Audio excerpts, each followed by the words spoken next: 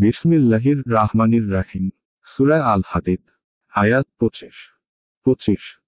নিশ্চয় আমি আমার রাসূলদেরকে প্রেরণ করেছি স্পষ্ট প্রমাণসহ এবং তাদের সঙ্গে দিয়েছি কিতাব ও ন্যায় নীতি, যাতে মানুষ সুবিচার প্রতিষ্ঠা করে। আমি লৌহ দিয়েছি যাতে রয়েছে প্রচণ্ড শক্তি এবং রয়েছে মানুষের জন্য বহুবিধ কল্যাণ। এটা এর জন্য যে আল্লাহ প্রকাশ করে দিবেন কে প্রত্যক্ষ না করেও তাকে ও তার রাসূলদেরকে সাহায্য করে। আল্লাহ সর্বশক্তিমান, পরাক্রমশালী। আয়াতের তাফসীর। নিশ্চয় আমি আমার রাসূলদেরকে প্রেরণ করেছি স্পষ্ট প্রমাণসহ এবং তাদের সঙ্গে অবতীর্ণ করেছি কিতাব ও তুলাদণ্ড, ন্যায় নীতি। 1. যাতে মানুষ সুবিচার প্রতিষ্ঠা করে। আর আমি লোহা অবতীর্ণ করেছি। 2. যাতে রয়েছে প্রচণ্ড শক্তি। 3. ও রয়েছে মানুষের জন্য বহুবিধ কল্যাণ। 4. আর যাতে আল্লাহ জানতে পারেন যে কে না দেখেও তাকে ও তার রাসূলদেরকে সাহায্য করে। 5.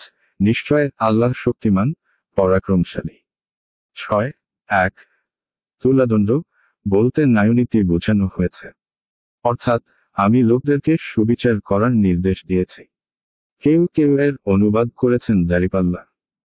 দাঁড়িপাল্লা অবতীর্ণ করার অর্থ হল, আমি দাঁড়িপাল্লার দিকে মানুষের দৃষ্টি আকর্ষণ করে বলেছি যে এর দ্বারা ওজন করে মানুষকে পুরো প্রাপ্য দিয়ে দাও। 2. এখানে অবতীর্ণ করার অর্থ সৃষ্টি করা ও তার শিল্পকাজ শেখানো।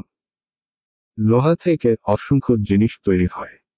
এসব আল্লাহর প্রেরণার দান ও তার দিগদর্শনের ফল, যা তিনি মানুষের প্রতি করেছেন। 3. অর্থাৎ লোহা থেকে যুদ্ধাস্ত্র তৈরি হয়, যেমন তরবারি, বর্শা, বন্দুক এবং আধুনিক অ্যাটম বোম, তোপ কামান, যুদ্ধ বিমান, ডুবোজাহাজ, রকেট ও ট্যাঙ্ক ইত্যাদি অনেক জিনিস, যার দ্বারা শত্রুর উপর আক্রমণও করা যায় এবং নিজেদের প্রতিরক্ষাও করা যায়। 4. অর্থাৎ যুদ্ধাস্ত্র ছাড়া লোহা থেকে আরও এমন অনেক জিনিস তৈরি হয়, যা বাড়িতেও বিভিন্ন সাংসারিক কাজে আসে, যেমন ছুরি, চাকু, কাঁচি, হাতুড়ি, সূঁচো, অনুরূপ চাষি, সুতার ও রাজমিস্ত্রির কাজের আসবাবপত্র সহ ছোট বড় অসংখ্য মেশিন ও জিনিসপত্র। এই লোহা থেকে গাড়ি তৈরি হয় এবং তারই উপর তা চলে। 5.